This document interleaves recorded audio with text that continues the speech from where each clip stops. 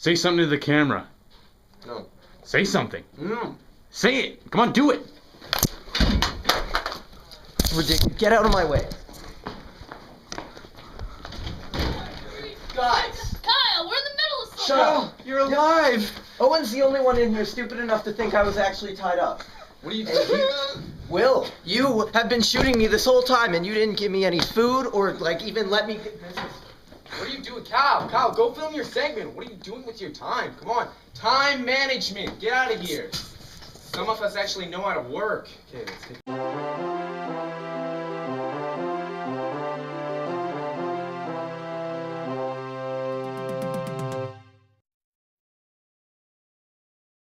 Good evening, ladies and gentlemen, and welcome to the newest installment of MITV. With you as always, we have our stunningly handsome anchor, Brandon Krejci. Brandon, this isn't a beauty pageant. Yeah, but if it was, my blazer would definitely top Don Cherry's. Speaking of fashion, we have Taryn to help those of you who can't aspire to be as fashionable as I. The world of fashion crimes have been committed, and they are still being made. The old man Speedo, the cougar, and the leopard print, and it has just been pushed aside. Along with many other fashion faux pas, such as the velour tracksuit, the onesies, and Mr. Holland's casual Fridays. Enough is enough. We have a dress code to follow, a reputation to uphold, and a respect to our school. This is a workplace, not a street corner. But fear not, Marcusfeld, I have a solution. The Snuggly. It's snug and ugly. If that doesn't work, dress measures need to be taken. So I'll give you this, Marcusfeld, so at least you can have something to cover up that atrocious outfit for the day. And if all else fails, folks, put on your sunglasses, because you're in for an eyesore. Back to you, Brandon. Thanks, Taryn. And for those of you who are interested in buying the Snuggly, they will be sold in the foyer on Monday for 3 easy payments of $29.99. Speaking of overpriced, we have Owen with the yearbook. Off to you, Owen. Thanks, Brandon.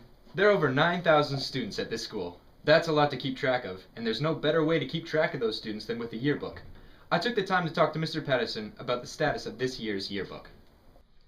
So, what's the status of this year's yearbook? Because I've heard a few rumors that we may not even have one this year. The change this year is we don't have a yearbook class. We have a yearbook club. We will have a yearbook this year. It will be 144 color pages. There's a group of people working on it right now. We hope to have it completed by the end of March so that it's in students' hands by May. So, how many people are in this yearbook club? About 10. And are you satisfied with the work they've done so far? Well, we got a late start on things, so that we haven't built a lot of pages yet. So we really got to the production of building pages after Christmas, but we're using a different process than has been used with the yearbook in the past, and it moves quite quickly. For example, in the past week, one student has already built 6 pages. So, and they're having a pile of fun doing it, and they're anxious to get more photographs and build more pages. So, what do you feel the importance of a yearbook is? I feel like the importance of a yearbook is being able to keep in contact with the people that you've met throughout the year, and of course all the old friends that you already knew. Especially as a grade 12, leaving the school, it's always nice to know that you're able to find and contact the people that you've already met with, I guess. Yeah. So are you at all concerned that we might not have one this year? I think it would suck to not have a yearbook. Definitely suck. And are you going to do anything to ensure that we do have one by the end of the year? Do you feel it's important that the students have a yearbook this year? Yes, I think I do, because I think it would be important for the grade 12s to have one since it's their last year, especially the grade 12s. But I know it's important to the other kids because then they have something to look back on in the future. So are you going to do anything to ensure that we have one this year? I could ask if there's anything that I can do. As yearbook club. You going to join? Yeah. Yep. All right, see you there. So are you at all concerned that Isfeld may not have a yearbook this year? Not really, not so many. Look at them. No, you don't feel it's important for the students to have one? Maybe if you like school. Do you like school? No. Not at all, not even a little bit. No. Do you like MITV? Totally. Are you concerned that Isfeld might not have a yearbook this year?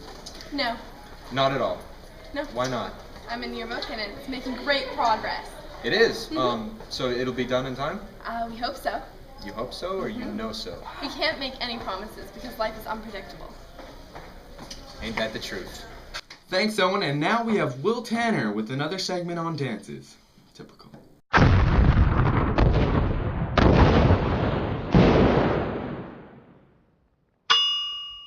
Welcome to the 8th episode of the Political Factor Situation Zone on Ice. This week I'll be talking to students about whether they feel we should have another dance after there were some violations of the zero tolerance policy at the last one. Let's take a look at the clips. Now, do you think that we should have another dance after there were violations of the zero tolerance policy at the last one? Yeah, I do. Why is that? I don't know, they should just not have the kids that, violated that rule. It doesn't really matter to me because I never go to any dances. Do you think there should be another dance? Yeah. Why? Because drinking at dances is fun. But is it acceptable? It should be. Why is that? Because it's fun. I think there was not that many violations. There was only like 2 or 3, so I think we should have another chance. Yeah. Why? I don't know, I thought it was a good dance, even though I didn't go, but I heard good things. Do you think there should be another dance? Yes, I do. Why is that? Because dances are fun.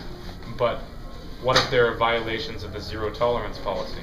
I think people that violate the rules should just learn how to control themselves and not get caught. Mr. Patterson, would you like to give your 2 cents on this whole dance issue? Yes, I would. I have to say, from a personal level, we're really disappointed with how the last dance went. We met with all the students. I thought the message was really clear, and yet no one asked me to dance through the whole night. And it was a difficult evening for me, and I don't think we should have any more. Do you think there should be another dance, even though there were violations of the zero tolerance policy at the last one? Yeah. Why? I don't know. That concludes this episode of the Political Factor Situation Zone on Ice. Back to you, Brandon. Thanks, Will. And now we have Kyle with his first segment in 6 weeks. Take it away, Kyle.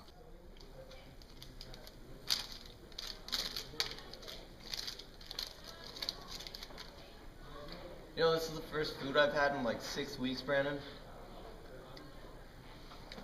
So I've been looking through this ridiculous list of ideas I had, and the only one I can come up with is these stupid walls behind me. They used to open up, so I'm gonna go talk to someone about it or something.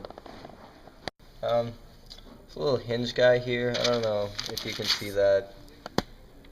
Hinges generally indicate that things fold or open. Do you know how many phobias I developed from this? Claustrophobia, agoraphobia, arachnophobia. There weren't even any spiders in there. Google phobia? I can't use Google. So I found someone who I'm assuming has been here for a while, Mr. Green.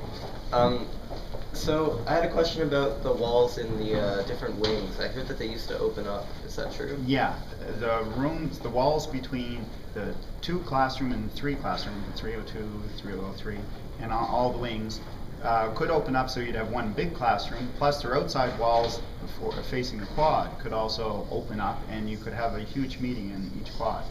And a number of years ago, the room I teach in 302 was the first one to get solid wood walls, which are ugly. They look like a 70s rec room. And they also didn't insulate them, so we have these sound wars going between classrooms. But until then, they could open up, and that was the design of the school originally. Thank you. You're welcome.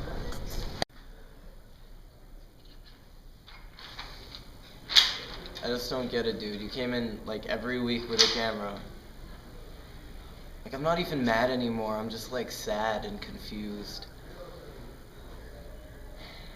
So you can totally hear the classroom next door. Hole wasn't put in very well. I also hear that the janitors can still open these things up with some sort of special key or something.